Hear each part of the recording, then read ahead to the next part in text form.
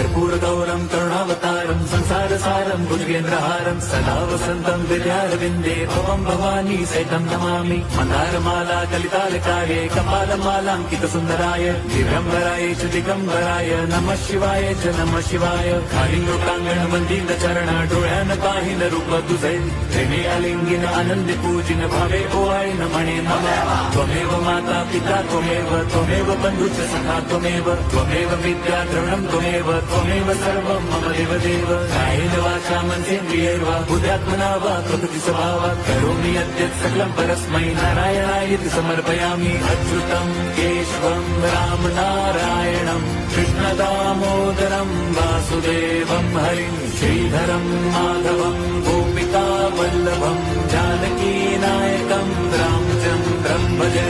Hare Ram